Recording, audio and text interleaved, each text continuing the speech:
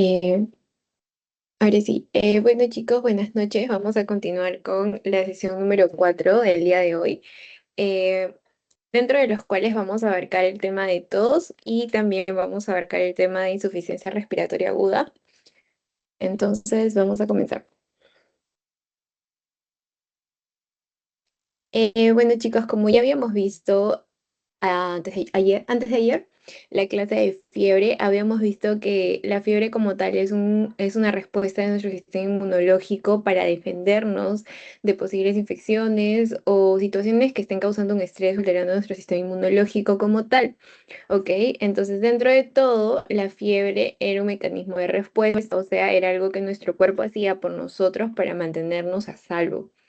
Y hoy vamos a hablar de otra manera de mantener, entre comillas, a salvo nuestro cuerpo, que se reflejó en la tos, ¿ok? Entonces, vamos a hablar de la tos y por qué es tan importante hablar de la tos, inclusive de la expectoración. Cuando viene un paciente y te diga que tiene 5 meses con tos, o viene un paciente y dice, no, he tenido tos, pero tos con flema, con sangre. Entonces, cada una de las características del esputo que tenga el paciente, la flema, junto con la tos, nos van a adentrar a una patología. ¿Ok? Por ejemplo, si la tos es negra o si la tos es rosa espumante, ¿ok? Entonces, si las secreciones que se emiten a través de la tos. Entonces, esas son preguntas. Ya les voy a dar las palabras claves que van a ver en las preguntas, que sí o sí tienen que aprendérselas porque siempre se lo preguntan. ¿Ya? Entonces, la tos como tal es la expiración explosiva que nosotros, como mecanismo de autorreflejo con la glotis cerrada. Entonces, es uno de los síntomas más frecuentes que va a venir a un paciente refiriéndote cuando tiene una clínica respiratoria como tal. Ahora, esto es un acto voluntario o también es un acto reflejo como tal, ¿ok? Entonces la tos como tal es un mecanismo de reflejo de nosotros ante una situación donde queremos expectorar o expulsar algo de manera explosiva, ¿ok? Ahora, ¿qué es importante? Es importante hablar de la duración de la tos, porque va a decir, el paciente tiene tos crónica, tos aguda o subaguda, sobre todo aguda y crónica, ¿no? ¿Cuándo se define tos aguda? La tos aguda es menor a 3 semanas. La tos subaguda vendrá a ser dentro de 3 semanas y la tos crónica. Es importante porque no vas a comparar, por ejemplo, la tos aguda que le ha durado una semana por algún proceso viral o por, no sé, que haya tenido un proceso viral, haya tenido faringitis, etcétera, y haya tenido una tos aguda, a que compares una tos crónica de una bronquitis, ¿no? La duración es diferente, ¿ya? Entonces es importante por eso la duración. Luego, otra de las cosas que vamos a hablar es según su carácter. Ahora, cuando decimos que el paciente tiene una tos seca es cuando el paciente no emite secreciones, ¿ok? Entonces, no hay secreciones al momento de toser, es una tos seca.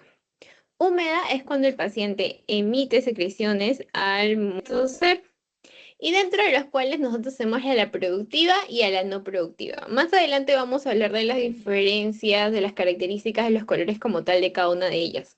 ¿Ya? Entonces, seca, húmeda. Luego tenemos la tos apagada, que se relaciona sobre todo a los adultos mayores, porque es una tos débil que logras escuchar en un tono bajito y es característico en las poliomielitis, ¿ok? Luego tenemos la acoplada, o también conocida como tos quintosa. Es una tos en golpe, o sea, como si estuvieras golpeando, es una tos quintosa. Luego tenemos otra tos que es muy común que se da en los niños. ¿Por qué en los niños? Porque los niños constantemente pueden vomitar y toser. Entonces, una tos emetizante, ¿ok? Vómitos, niños. Luego tenemos otra tos que es una tos muy dolorosa y seca. Y además es muy corta en duración. Entonces, dentro de ellos tenemos la tos contenida, tos dolorosa, seca, muy grave, característico de pleuritis, enfisema y neumotórax. Ahora, de todo lo que me has dicho, mira, ¿qué es lo importante que debo saber esta duración? Y sobre todo, lo que vamos a ver ahora de las características húmedas de las productivas, ¿no? Saber diferenciar qué tipo de esputo para qué tal enfermedad para poder guiar tu diagnóstico. Eso es lo que buscamos. ¿Ya, chicos? Entonces, muchas veces creemos que la tos como tal es netamente del sistema respiratorio, Pero no es así. Hay causas, por ejemplo, cardiológicas que te pueden provocar tos. Por ejemplo, una insuficiencia cardíaca o las más comunes que son las broncopulmonares, ¿no? Como laringitis, bronquitis, cáncer broncogénico, tuberculosis, ¿ok? Esas son las causas broncopulmonares que suelen ser las más comunes, pero también existen las causas cardiovasculares. Por ejemplo, valvulopatías, como cuáles, la estenosis mitral, insuficiencias ventriculares izquierdas, shunt, cor pulmonar. Esas son las causas cardiovasculares. Luego tenemos al mediastino. En el mediastino, mañana vamos a ver los síndromes mediastinales, que son los que se asocian generalmente a una masa que está comprimiendo ya sea la vena cava superior. Entonces, esa masa que va a comprimir va a generar ciertos síntomas y uno de ellos vendría a ser la tos. Entonces, las mediastínicas pueden ser por tumores primarios como lipoma, condroma o tumores mediastinales como linfomas y bóceos. Entonces, mediastínicas se van a asociar a una masa, generalmente tumores. Y otra de las causas que pueden venir con todo son la irritación subfrénica, la fiebre del heno y procesos óticos. Ya, eso es como para que lo tengan en cuenta, les nombran en su clase cuáles son las causas como tal, pero no les preguntan específicamente. ¿Ya? Ahora, lo que nos importa que es la semiología como tal, porque ustedes están estudiando semiología. La duración y forma de inicio. Generalmente, por ejemplo, si hablamos de bronquitis, hablamos de una faringitis, hablamos de una tranquibronquitis.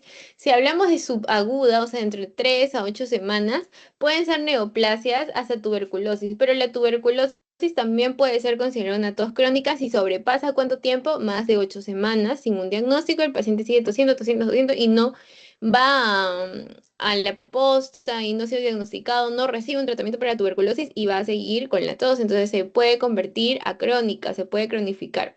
Luego tenemos otro tipo de tos que es la crónica, que siempre tos crónica asóciala a bronquitis crónica. ¿Ok?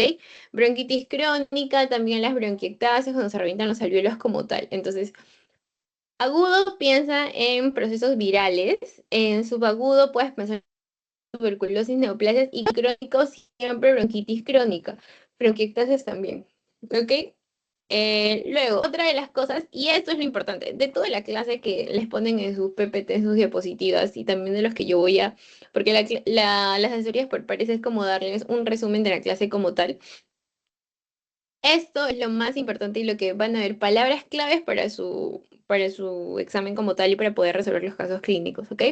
Entonces, por ejemplo, crónica no productiva. La crónica no productiva, ya hemos dicho, pueden ser tumores que no han sido diagnosticadas y siguen con la clínica como tal, insuficiencias cardíacas. Mientras que las productivas, habíamos dicho que son los que tienen esputo. Ahora, ese esputo va a tener características, ya sea color, ya sea sabor, ¿ok? Ya sea si tiene filamentos o no. ¿Qué pasa si la tos no tiene color? O sea, es incoloro, por así decirlo, es transparente. Generalmente esas tos transparentes se van a asociar a procesos virales, o procesos virales, a procesos irritantes. Pregunta de examen, y me acuerdo que cuando yo banqueaba, venía puro esto. ¿Qué pasa cuando el esputo es de color espumoso rosado? Te van a poner un caso clínico, toda la clínica como tal, y al final te van a decir, tiene un esputo espumoso rosado. ¿Qué es? Edema pulmonar. Chicos, es fija de examen. Si te dicen espumoso rosado, edema pulmonar. Ahora, si te dicen que es una tos negra, que muchas veces o tiene filamentos negros, o sea, puntitos negros, o es negra la tos como tal, se asocia a bronquitis crónica o se asocia a los pacientes que trabajan en minerías o han tenido un pasado en minería como tal. ¿Ya? Ese es el negro.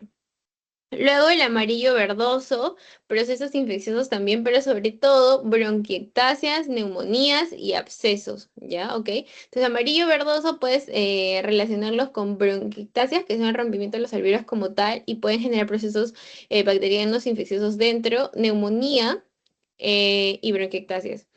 Otra de las que sí o sí pueden preguntar son estas, las gelatinosas herrumbrosas. ¿Ok? ¿Qué pasa con la tos productiva gelatinosa y herrumbrosa? Aquí estamos hablando de la neumonía neumocócica. Te van a dar un caso clínico grande, es decir, paciente varón que cursa con dificultad respiratoria hace 3 días, refiere sensación de falta de aire, refiere no poder hacer sus actividades la vida diaria, A esto se suma tos y además de eso evidencia un esputo que se parece a una gelatina rumbrosa, te van a decir, o que tiene visión gelatinosa y rumbrosa.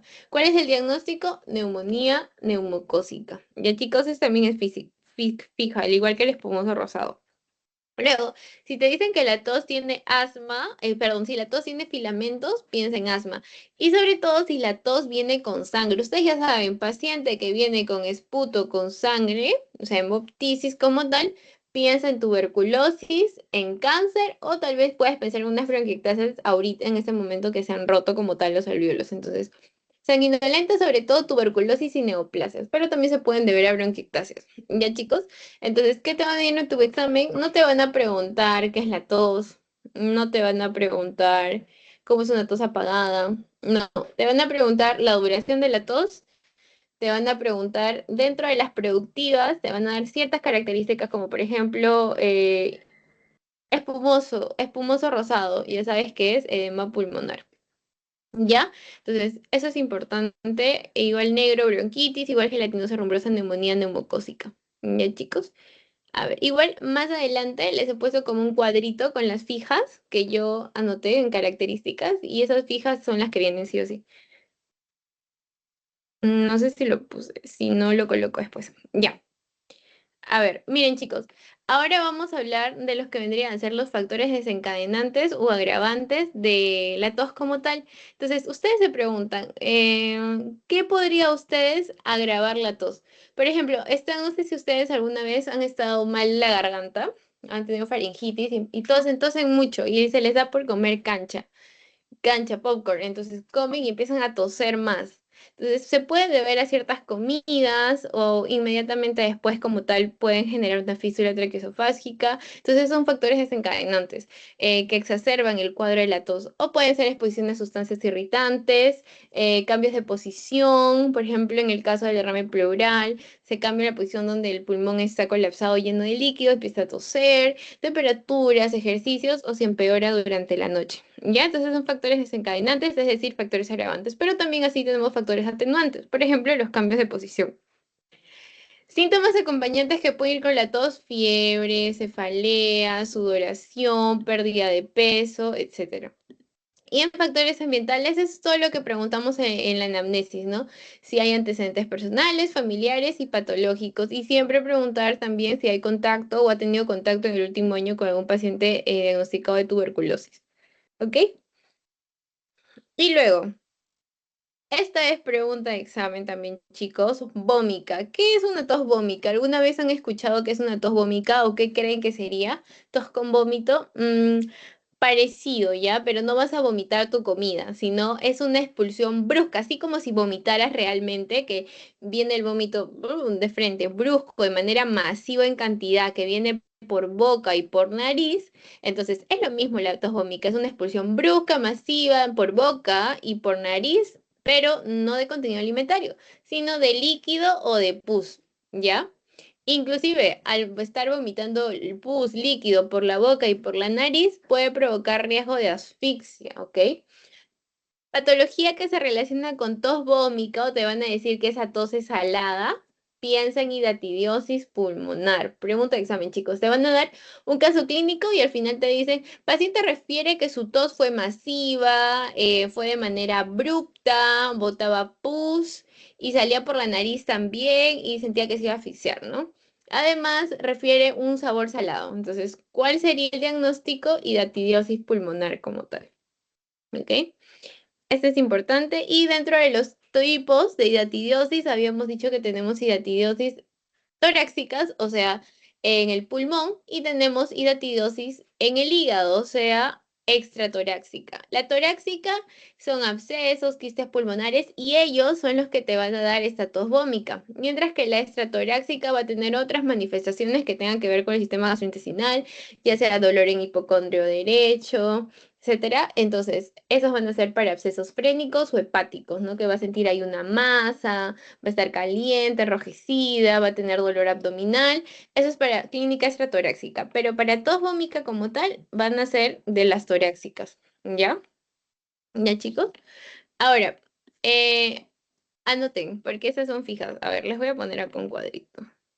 Creo que ya no tengo esa opción. A ver, acá. O ya sé lo que voy a hacer. Descartar. Ya, mejor. Así podía. Ya. Miren, chicos. Generalmente la laringitis, ya que es inflamación de la laringe, esos procesos virales por lo general que nos suelen dar en cualquier momento, va a ser esputo, mucoso, mucopurulento, generalmente transparente, no va a tener un color como tal, ¿ya? Ahora, si yo hablo de bronquitis crónica, ustedes saben que la bronquitis crónica, por ejemplo, tenemos al EPOC como tal, que se asocia a pacientes leñadores, fumadores, que más adelante su pulmón como tal no se distiende como debería porque el parénquima está duro, entonces no se distiende y poco a poco van a sufrir insuficiencia respiratoria, ya crónica. Entonces, la bronquitis crónica va a ser va a ser una tos crónica, pero va a ser escasa, ¿ya? Y una de las características, aparte de la que hemos dicho que puede estar asociada a colores negros, es que no huele, ¿ok? Palabra clave, la bronquitis crónica, su tos o esputo no huele. Ahora, las famosas bronquiectasias. Las famosas bronquiectasias son esos agujeros que se van a dar en tu pulmón cuando se revientan tus alvéolos. También está asociado a tos, inclusive muchas veces puede haber hemoptisis, si es masiva la bronquiectasia, pero la característica principal de su esputo, te lo van a poner en el examen, yeso mojado. Huele a yeso mojado. No sé si alguna vez han olido el yeso, ya. Igual que ese yeso cuando lo mojas para hacer como tal la botita o la férula, perdón, es una bronquiectasia, ¿ya? Luego tenemos el asma. El asma suelen ser tos con filamentos, pero además una característica que te pueden poner en el examen es que es un esputo brillante, ¿ok? Brilla y tiene filamentos. Luego tenemos, por ejemplo, el absceso pulmonar. Ya, esa también es pregunta de examen. Absceso. Ustedes saben que los abscesos, ya sea en el pulmón, en el hígado, van a ser una colección de líquido, una colección de pus. Entonces, si tú sabes que hay un absceso en el pulmón, o sea, una colección de líquido y pus en el pulmón, y estás generando un esputo por eso, ¿cómo crees que va a ser? ¿Va a oler bien? Va a oler mal, ¿verdad? Porque es purulento, o sea, es pus como tal, es pus que se está ahí, es que va a estar generando una colección, una encapsulación.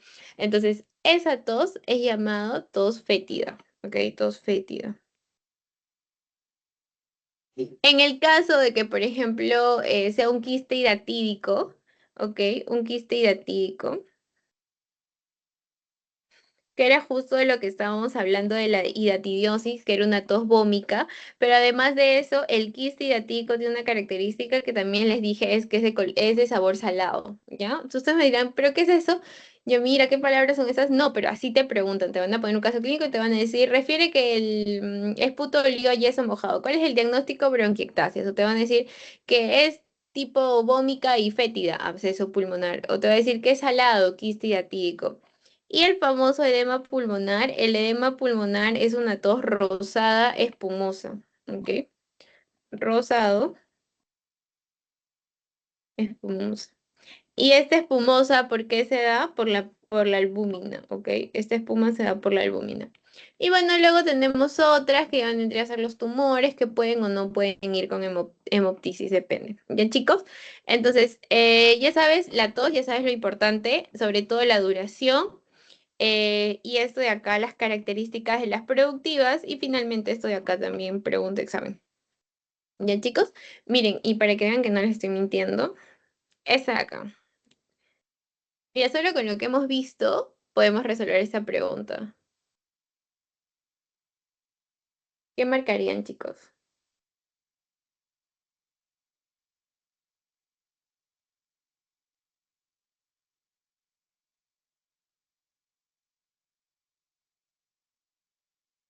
Rosado. Muy bien, Débora. ¿Por qué rosado?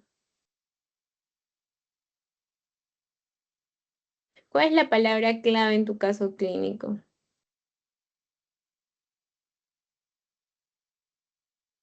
Por el edema, muy bien. ¿Por qué edema? Por el edema pulmonar. Ajá, muy bien. Ya. Entonces se dice, acude a emergencia una mujer de 60 años, hipertensa crónica, insuficiencia renal en diálisis, traída por familiar que refiere que nota edema en miembros inferiores, ortopnia, a la valores agitada, disnéica y con tos productiva. Ya te dice tos productiva. ¿Qué me van a pedir? Usted sospecha que el paciente tiene edema pulmonar. ¿Cuál es la característica más preguntada de edema pulmonar? ¿Cómo es su tos? ¿Qué color es? Rosado, espumoso. No es incoloro, no es achocolatada, es rumbroso tampoco, gelatinoso tampoco, sino rosado. Muy bien, muy bien.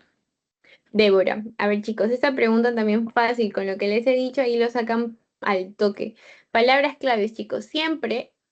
Eso es para, bueno, más que todo para los exámenes como tal, las palabras claves. Si tú aprendes a usar palabras claves y a entender, a razonar, vas a poder resolver todas las preguntas que puedas.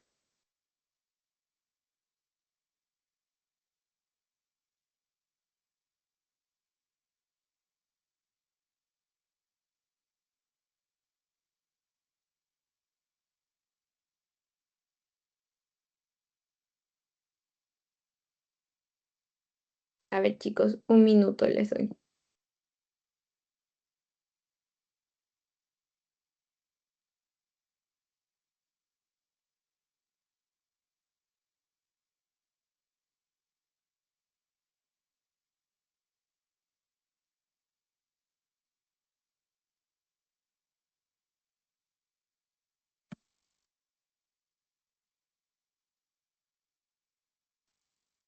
No sé si Débora lleva, no. No, a ver, chicos, miren, dice que es una paciente mujer de 35 años que viene de la selva central. Que cursa con fiebre, dolor torácico, refiere que presenta tos con expulsión brusca. Aquí está, miren. Expulsión brusca, tos con expulsión brusca, masiva por boca, de líquido fluido, sabor salado. Y está todo. Brusco, masivo, salado.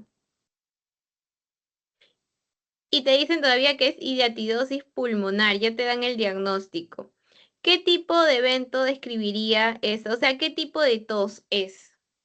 ¿Cómo se llamaba esa tos que era brusca, masiva? Vómica. Vómica. Ajá, muy bien, Ana Paula. Muy bien, Ana Paula, muy bien, Débora. Ven, chicas, con palabras claves, ya saben.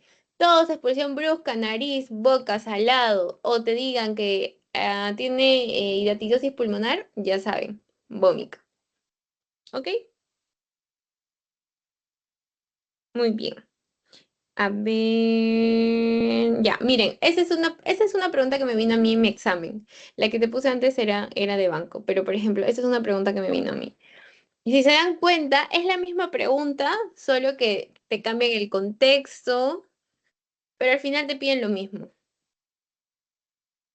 ¿Qué marcarían, chicas?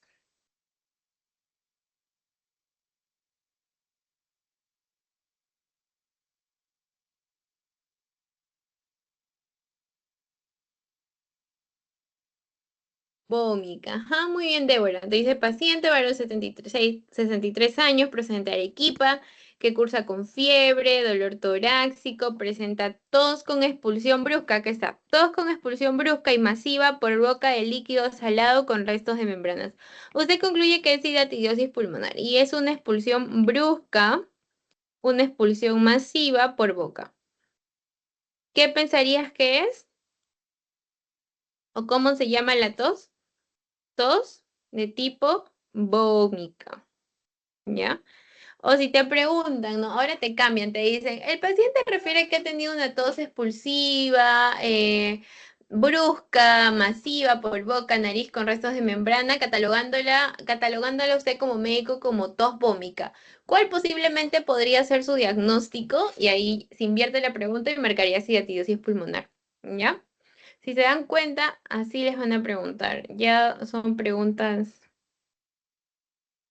comunes y clásicas. Por eso es ese cuadrito que estoy proyectándoles ahorita, porque ese cuadrito tiene las palabras claves. Ya sabes, yeso mojado, bronquiectasias. Y cuando ustedes banqueen, pero no banqueen por aprenderse el banco, sino por entender y poder resolver y razonar, se van a dar cuenta que esas palabras claves les van a ayudar mucho. ¿Ya, chicas?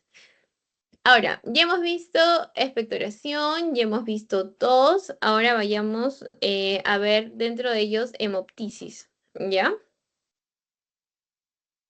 ¿Qué es la hemoptisis? Ustedes ya saben, es la expulsión de sangre por la vía respiratoria. A ver, muchas veces confunden la hemoptisis con la hematemesis, ¿ya? Es algo clásico. ¿Cuál es la diferencia? A ver, chicas, ¿ustedes saben cuál es la diferencia de hemoptisis y hematemesis?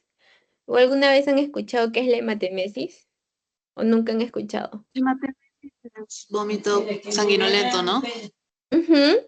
Vómito sanguinolento, ya, muy bien. O sea, expulsión por parte de la boca, ¿no? Que suele o puede o no estar acompañado de comida, pero la patología como tal sería el sistema respiratorio o el sistema gastrointestinal, por el lado de la hematemesis.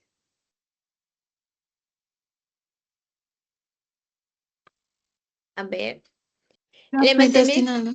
Ajá, muy bien, Ana Paula. Gastrointestinal, generalmente en las hematemesis se asocian a hemorragias digestivas, ya, hemorragias digestivas altas.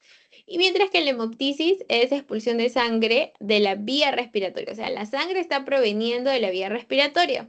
¿Ok? Dentro de las causas generalmente son, por ejemplo, en vías respiratorias, como las bronquiectasias, que ya les he hablado mucho de las bronquiectasias. En enfermedades de las vías respiratorias vamos a hablar de bronquiectasias. También podemos hablar, por ejemplo, en el caso, no sé, de bronquitis. De ahí tenemos las enfermedades parenquimales, ya sea neumonía.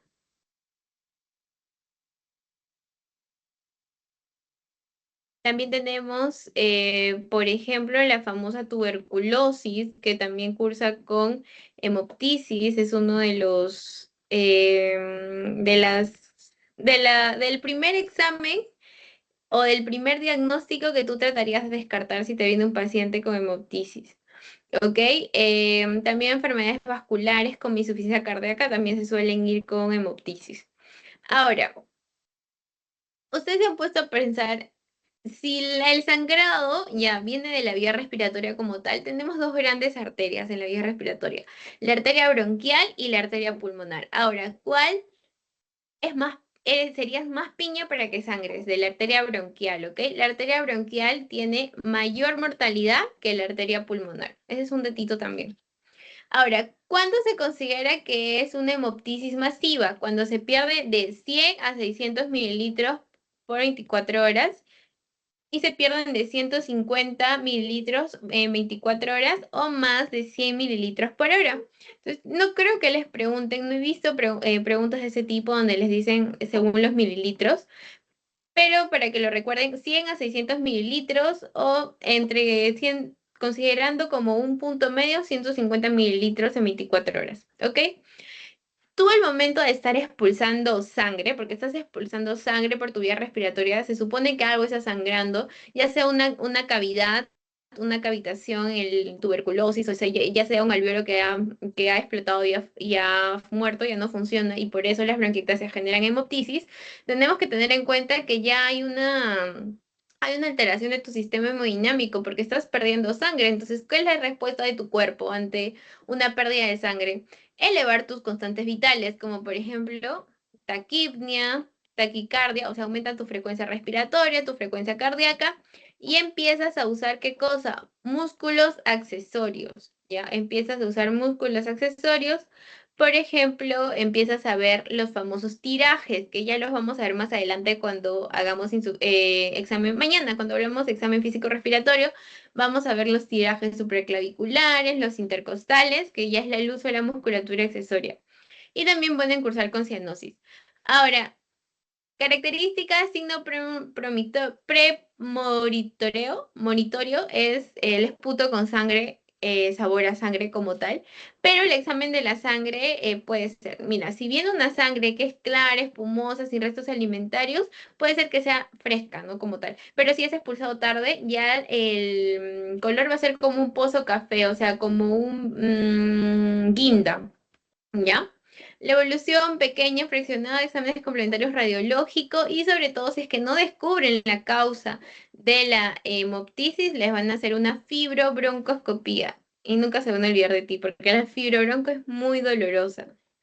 ¿Ya? Entonces esos son los exámenes complementarios que se pueden hacer. Entonces, lo que yo quiero que se lleven de acá, porque como tal no te van a preguntar cuáles son las causas de hemoptisis, cuál es una hemorragia masiva. Lo que sí quiero que entiendan es esto, el diagnóstico diferencial. ¿Cuál es la diferencia entre una hemoptisis y una hematemesis? La expulsión con tos es hemoptisis. La expulsión de sangre con vómito es hematemesis.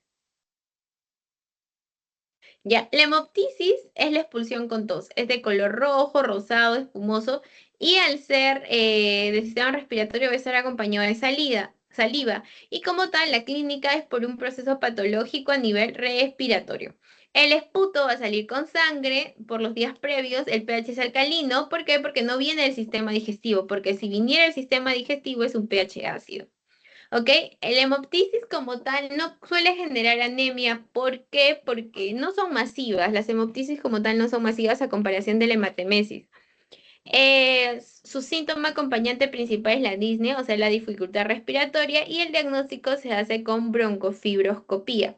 Mientras que la esmatemesis es expulsión de vómito, es un color rojo oscuro, posado de café. A veces ya sí suele ser rojo vivo cuando es reciente el sangrado, y está acompañado, como les dije, de restos alimentarios. ¿Por qué? Porque proviene del sistema digestivo, ¿ok?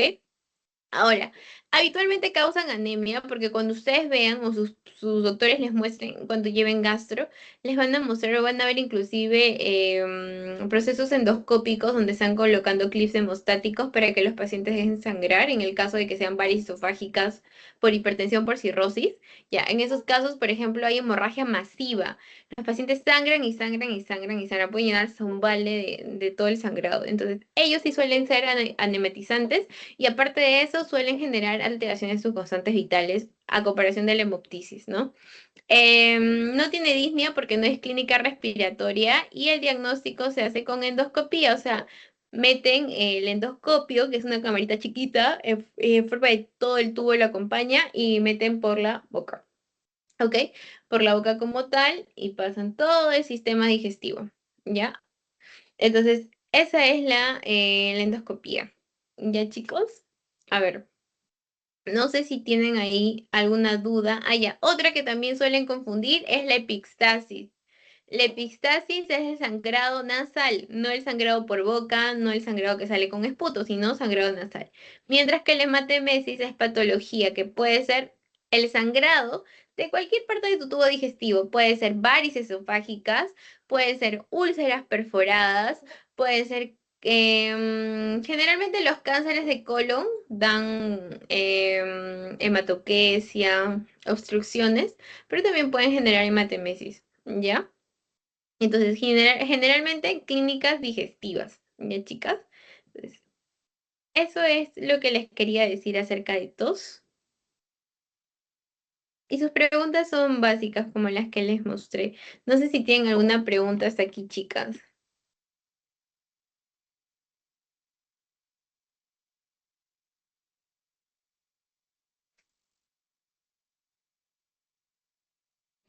Ya. Ajá, ay, no vi tu respuesta, Débora, vía digestiva, sí. Hematemesis, ya saben, vía digestiva, para que nunca se pregunten. Hemoptisis, vía respiratoria, ¿ya? Muchas veces, miren, cuando lleguen, ustedes ya van a ir preparadas, pero les van a decir, a ver, alguien que me diga cómo se llama la sangre que se expulsa por boca, que es un sangrado gastrointestinal, hematemesis. O te van a decir, ¿cómo se llama el esputo con sangre? Hemoptisis. Causas de hemoptisis, te van a preguntar. Causas de hematemesis. Pero ustedes ya saben, ya van preparadas ya, chicas. Entonces, esa es la diferencia. Y también ya saben colores, porque acá lo importante son los colores. Rosa espumosa, edema pulmonar. Bronquitis crónica puede ser negro, puede ser claro también el esputo, pero no tiene olor. Bronquiectasia, yeso mojado. O la famosa hidatidosis, ¿no? Que es una tos vómica, una tos impulsiva, con restos de membrana, salada. Entonces esa es la hidatidosis pulmonar. ¿Ya, chicos? A ver, si todo quedó claro, vamos a dar 2 minutos, 3 minutos para ir a tomar agua y continuamos con el tema de ira. ¿Ya, chicas? Ira es muy importante. Ya lo habrán visto en fisiopato, creo que llevan una clase de insuficiencia respiratoria, pero ahora vamos a verlos el punto semiológico también. ¿Ya, chicas? Entonces, son las 9:19. 9:22 continuamos. ¿Ya?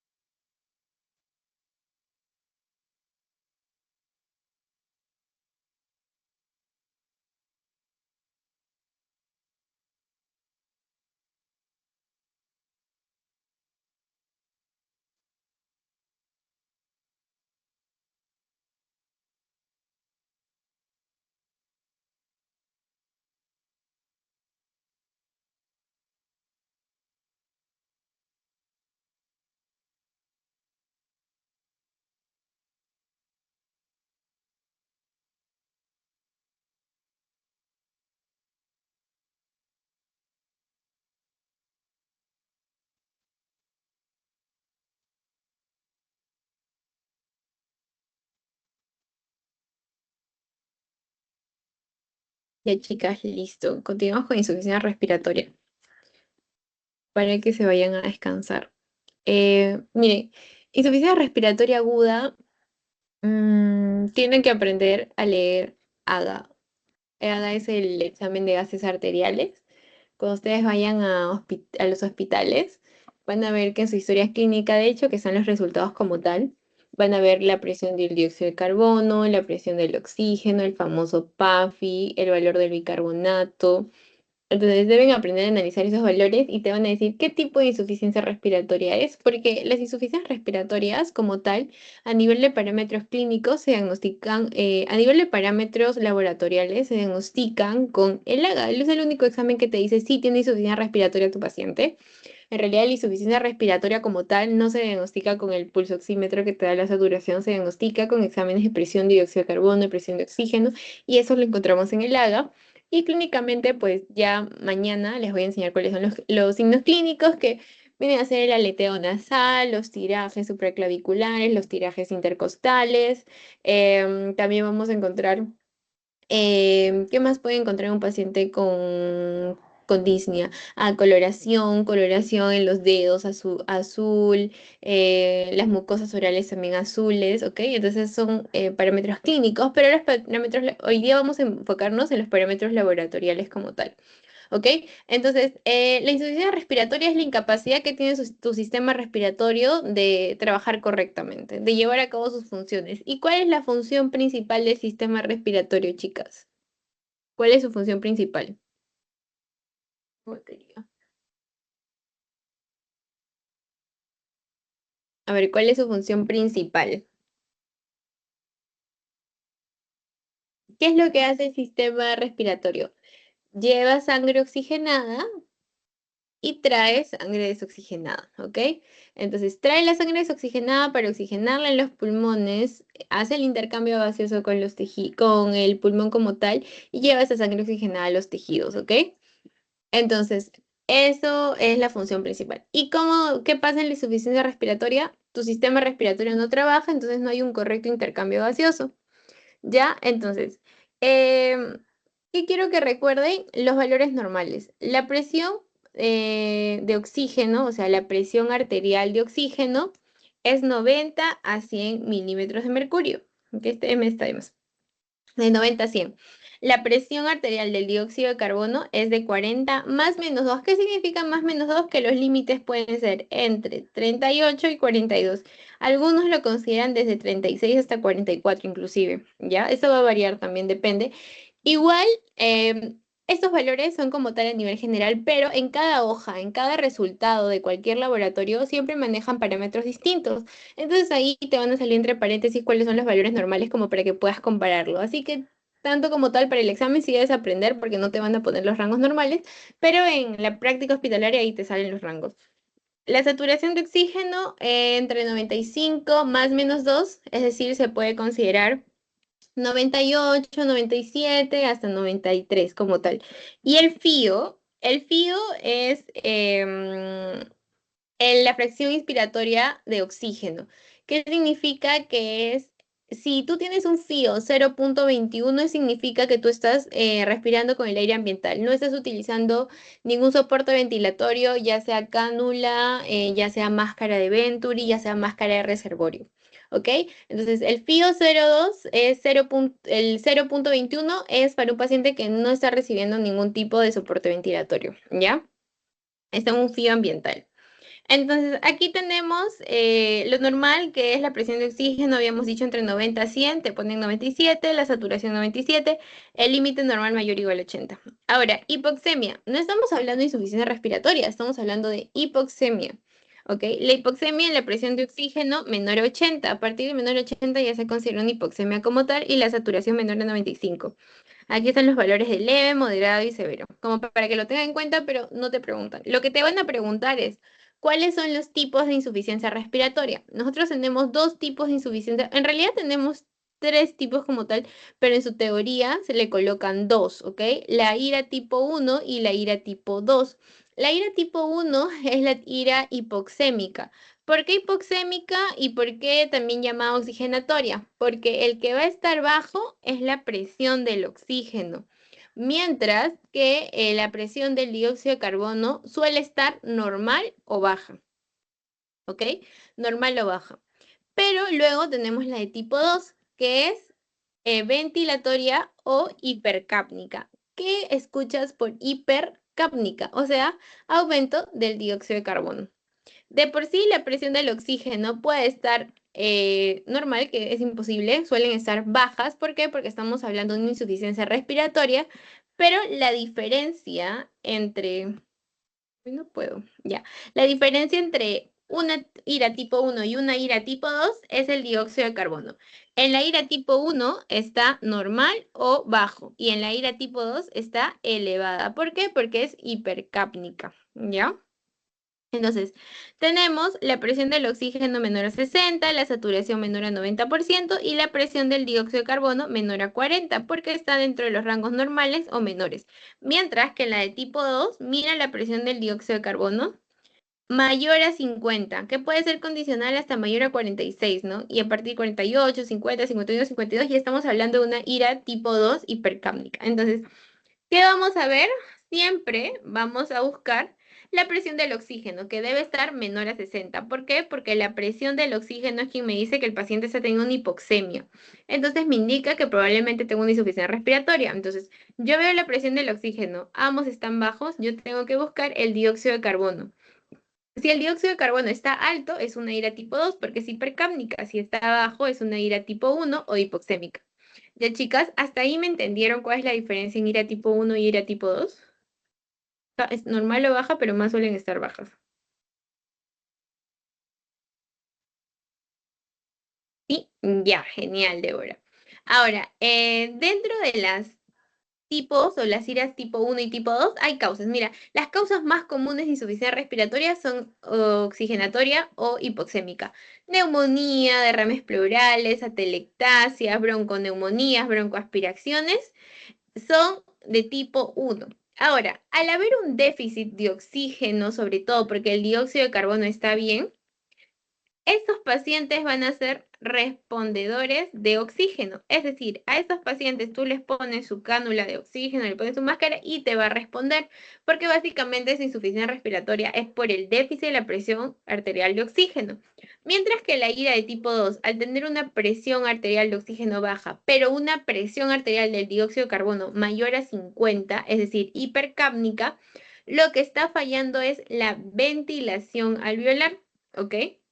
Entonces, en estos pacientes vamos a tener, por ejemplo, las intoxicaciones, la sobredosis de fármacos, por ejemplo, las benzodiazepinas, la depresión del sistema nervioso, por ejemplo, opioides, sedantes, las famosas enfermedades neuromusculares, están acá, las enfermedades neuromusculares, por ejemplo, Guillain-Barré, miastenia gravis, esas suelen tener hipercápnicas, o las obesidades por hipoventilación. Entonces, asma, depresión del sistema nervioso central, intoxicaciones por fármacos, enfermedades neuromusculares como Guillain-Barré, miastenia gravis, ¿ok? Estos pacientes no solo basta que le des una cánula de oxígeno porque va a responder bien para que aumente la presión del oxígeno, pero la presión del dióxido de carbono va a estar elevada. Entonces estos pacientes, aparte del oxígeno, necesitan una ventilación como tal, ¿ya? Porque es ventilatoria. Ahora, esta es, sobre todo, ustedes le responden esto al asistente cuando estén haciendo su rotación, van a quedar sorprendidos. ¿Qué es la gradiente alveolo arterial? La gradiente alveolo arterial, ustedes lo van a ver, gradiente alveolo arterial, así, en su, en la hojita de la como tal.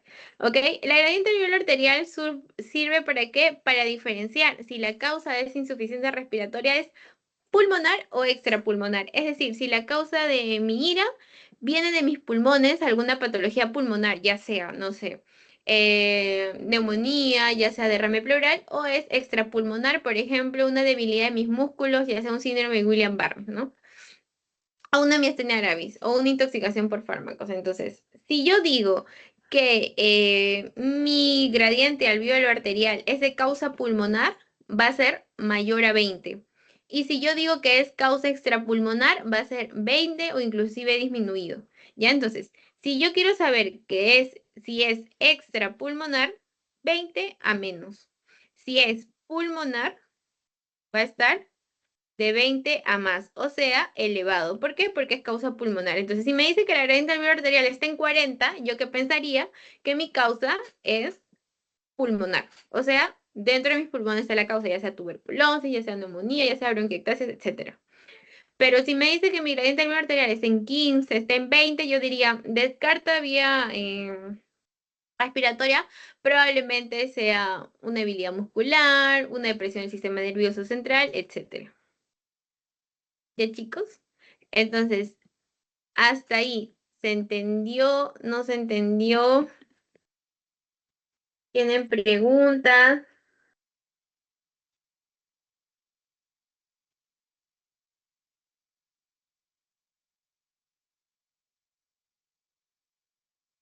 Sí se entendió según Ana Paula.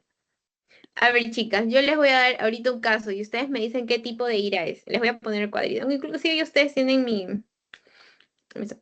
Si yo les digo, paciente varón de 15 años que ingresa a emergencia por dificultad respiratoria, se le toma un examen de gases arteriales donde su saturación está en 92%, su presión arterial de oxígeno, escuchen, es de 70, su presión del dióxido de carbono es de 53. ¿Qué tipo de ira tiene el paciente?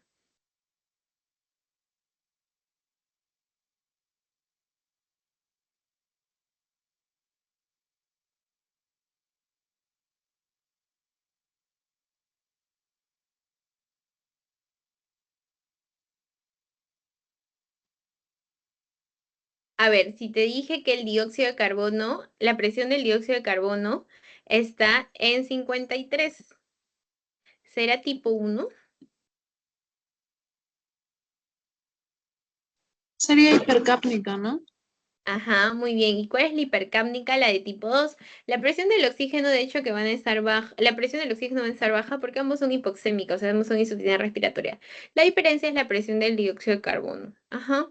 A ver, si yo les digo, paciente mujer de 30 años que viene a urgencias por dificultad respiratoria, cianosis, etcétera.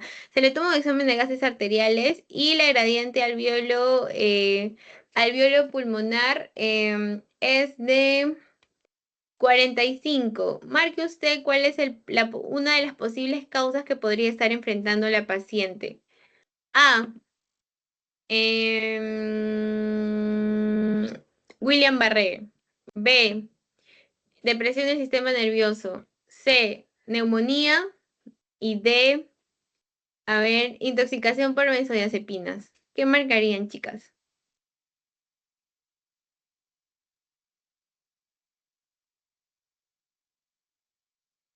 Ajá, muy bien, Débora. Neumonía. ¿Por qué neumonía? Porque la gradiente alveolar arterial estaba elevada, ¿verdad? Y la única causa en las claves que te dije que era de tipo pulmonar era la neumonía, porque las otras eran extrapulmonares. Ah, muy bien, chicas. Así, de eso se trata, de que lo apliquen en la clínica. Ya, entonces ahora cuando vean un examen de gases arteriales, ustedes ni bien lean ese examen de gases arteriales, digan, esa es una ira tipo 1 por tal, por tal. Vamos a ver su gradiente alveolar arterial, probablemente sea causa pulmonar. Es decir, wow. Y siempre mira el FIO2, el FIO2 ahí te lo van a poner 0.21, significa que el paciente, todo esto ha sido basal, o sea, no tiene soporte ventilatorio. Pero muchas veces en hospitalizaciones, pues los pacientes están con su oxígeno y les van a tomar su examen de gases arteriales de control y ahí les van a poner un FIO, por ejemplo, si tiene 2 litros en la cánula, 0.24. Si tiene 5 litros, 0.32. Y así. ¿Ya? Entonces, para que lo tengan en cuenta. Ya, muy bien. Bueno, ahora tenemos la relación ventilación-perfusión. ¿Ya? La ventilación es que el alveolo se llene y la perfusión es que vaya a los tejidos como tal. Entonces, quiero que vean la relación ventilación-perfusión, ya. Ahora, ¿qué pasa? Tenemos diferentes escenarios cuando la ventilación-perfusión está bajo, está alto, hay shunt o hay tromboembolia pulmonar. Por ejemplo, si la ventilación-perfusión está bajo como tal, estamos hablando de un pulmón enfermo. Si está alto, estamos hablando probablemente de un problema vascular, ¿ya? ¿Por qué? Porque no es culpa de la ventilación, sino de la perfusión. Si estamos hablando de un shunt, que ya van a ver acá, el shunt, si se dan cuenta, el alveolo está colapsado, o sea, el alveolo, por más que yo le mande oxígeno, no va a inflar porque está muerto. Entonces, el oxígeno no va a ser la solución en los casos de shunt, ¿ya? Entonces, eso hay que tener en cuenta. Sí, a grandes rasgos es la aplicación que les ponen. A ver. Tipos de alteración, tenemos la de la ventilación perfusión bajo, la del espacio muerto y el del infinito del alto, ¿no? Entonces, ¿qué pasa? Tenemos el normal, que es cuando ventila y perfunde bien. Eso es lo normal, ¿ya? Pero, por ejemplo, tenemos la ventilación perfusión infinito, que es la ventila, pero no hay perfusión como tal, que es síndrome de TEP. Pero, por ejemplo, cuando hablamos de shunt, el shunt, que esto es lo más característico que te pueden preguntar, si te das cuenta, el alveolo está muerto, ¿verdad? O sea, ¿cómo crees que va a estar su ventilación? Su ventilación va a estar cero, porque el alveolo está muerto. ¿Y qué pasa con el vaso sanguíneo? El vaso sanguíneo es la perfusión, pero la perfusión está normal, o sea, está pasando sangre para que haya un intercambio gaseoso. Pero no se puede porque la ventilación está mal lograda, se ha roto. Entonces va a ser cero sobre normal. Cualquier número, o sea, cero entre normal, ¿qué es lo que te va a dar la división? Cero. Por eso Shan es cero, ¿ok? Entonces, ejemplo, síndrome de estrés respiratorio agudo. Ahora, pregunta de examen. ¿En el Shan te va a servir el oxígeno? No te sirve el oxígeno porque el alveolo está mal, ¿ya? No sirve el oxígeno. Luego, por ejemplo, tenemos lo que vendría a ser el espacio muerto. El espacio muerto, si te das cuenta, el alveolo está gordito, está rellenito, está feliz, está lleno de oxígeno. Entonces, la ventilación está normal. Pero, ¿qué pasa con la perfusión? Miren cómo está ese vaso sanguíneo, chicas. No está pintado todo de rojo porque acá hay algo que está impidiendo que llegue la sangre al alveolo. Entonces, ¿cómo creen que va a estar la perfusión? La perfusión va a estar en cero. Entonces, cualquier número, ya sea, por ejemplo, normal n sobre cero, cualquier número sobre cero, ¿cuánto te va a dar? 1, ¿verdad? Entonces, por ejemplo, 5 entre 0, 1. Entonces, esa es la relación como tal, ¿ya? En espacio muerto. Ahora, pensemos, ¿cuáles pueden ser unas causas de espacio muerto? Que venga un émbolo, un trombo, y tape la arteria pulmonar, por ejemplo, y no llegue la sangre al alveolo. No hay perfusión, pero sí hay ventilación. ¿Ok? Resultado 1. En el caso del shunt es cuando lo contrario, no hay ventilación, pero sí hay perfusión. O sea, 0 sobre cualquier número, pongamos 5, te va a dar 0. ¿Ya?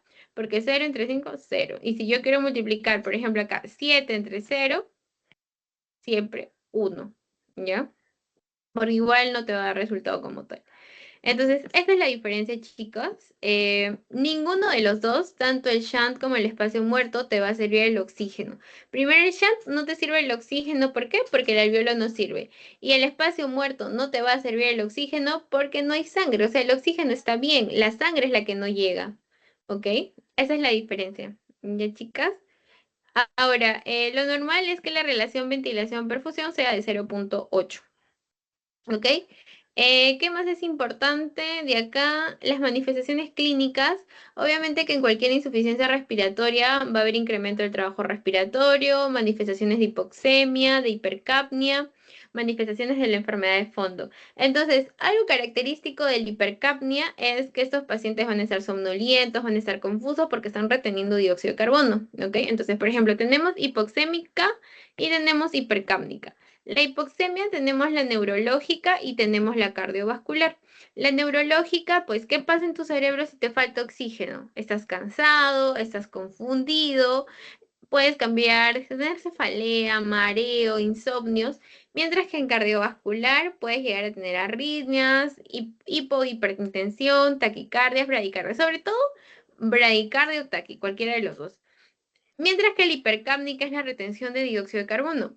A nivel neurológico te va a generar cefalea, somnolencia, diaforesis y a nivel cardiovascular, hipotensión, insuficiencia cardíaca. ¿Ya, chicos? Bueno, para ya ir finalizando como tal, la disnea es el síntoma que te va a referir el paciente. Me ha faltado el aire, siento que no puedo respirar. Eso se llama disnea, que es la sensación subjetiva de falta de aire del paciente, que pueden ser causas pulmonares como extrapulmonares, ¿ok? Y acá tenemos diferentes mecanismos como la disminución del fío, hipoventilación, alteración de la difusión, desequilibrio de la ventilación-perfusión, que es lo que hemos visto, el shunt intrapulmonar también, y bueno, eso básicamente. Y luego acá tengo un cuadrito que les puse sobre la diferencia entre insuficiencia respiratoria aguda e insuficiencia respiratoria crónica. La insuficiencia respiratoria aguda, los antecedentes pueden estar ausentes, puede haber no tenido patología previa, mientras que la crónica generalmente están presentes. La evolución de los síntomas, la aguda es corta, la crónica es larga, la tolerancia clínica es mala de la aguda, mientras que de la crónica es mejor tolerancia. La tasa de hemoglobina de la aguda es normal, mientras que la crónica es con frecuencia existe poliglobulia porque tu sistema, bueno, tu sangre como tal se está acomodando, sobreviviendo a faltas de oxígeno. Y luego tenemos el pH plasmático, que es ácido si hay hipercapnia, mientras que en la crónica suele ser normal. Y el bicarbonato depende si es que es tipo 1, tipo 2, igual los datos de core pulmonar. ¿Ya, chicos? Ahora, no los quiero como tal traumar con definiciones raras, pero lo que yo quiero que se lleven es los tipos de insuficiencia respiratoria, tipo 1, tipo 2, la gradiente alveolar arterial y saber diferenciar cuál es una ira oxigenatoria o hipoxémica y cuál es una ira hipercápnico-ventilatoria. ¿Ya, chicas? Y también lo de la relación ventilación-perfusión, que ya sabes cuándo es un shunt y ya sabes cuándo es un espacio muerto. ¿Cuál es la diferencia? Y bueno, ya para finalizar, chicos, recuerden que la debilidad de los músculos no es lo mismo que la fatiga. La fatiga se puede conseguir, por ejemplo, tú vas a correr, no sé, desde toda la Costa Verde, te vas a correr. Obviamente que tus músculos van a estar fatigados, ¿ok? Y eso conlleva que tu fuerza muscular disminuya. Y es por actividad previa, o sea, tiene un motivo. Y obviamente que si tú descansas, te va a doler al día siguiente, pero si descansas, vas a llegar a un reposo como tal y se va a corregir esa situación. Sin embargo, la debilidad, hay disminución de fuerza, pero es independiente de la actividad física. O sea, es un paciente con debilidad muscular o debilidad respiratoria, es un paciente que no puede hacer un movimiento correcto de sus músculos para el proceso de la respiración, pero que no se debe a la fatiga muscular. Y por ende, si no se debe a la fatiga muscular, no se va a reponer el paciente al reposo, ¿ok? No se repone al reposo. Ya, y acá hay unas causas de fatigas. Y bueno, esa es pregunta de examen. De acuerdo que cuando llevemos el ciclo regular como tal en respiratorio, vamos a ver anatomía del sistema respiratorio. Y me acuerdo que el examen del 2025-1 les preguntaron cuáles son los músculos inspiratorios, algo así. Entonces, la inspiración, ustedes saben que es el proceso de tomar aire como tal. Y la expiración es botarlo. Entonces, ¿qué pasa cuando inspiras? El diafragma desciende porque tus pulmones están creciendo y entonces, ¿qué hace? El diafragma, lo que estaba acá, baja. Ahora, ¿qué más pasa? Ingresa el aire y aumenta el volumen pulmonar.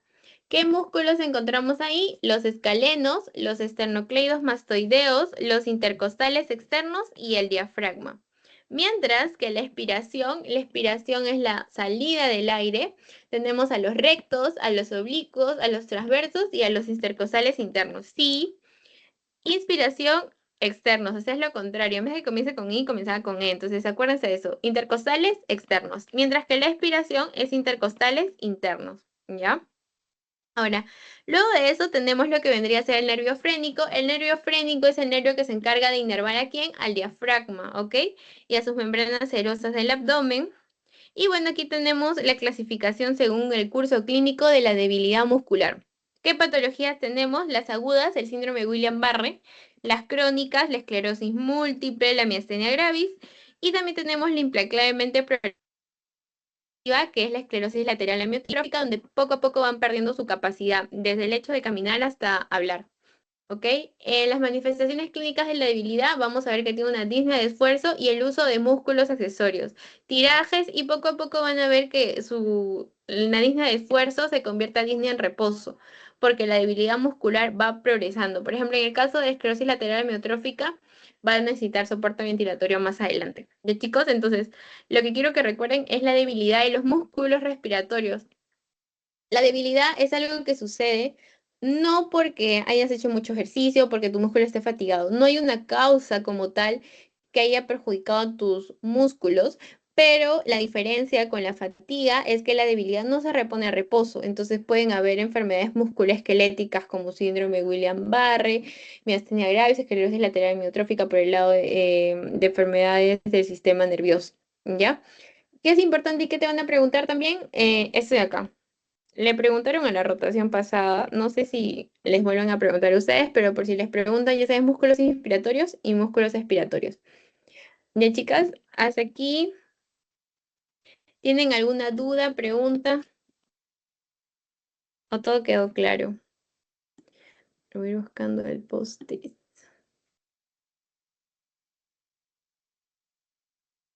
A ver, chicas, preguntas, dudas.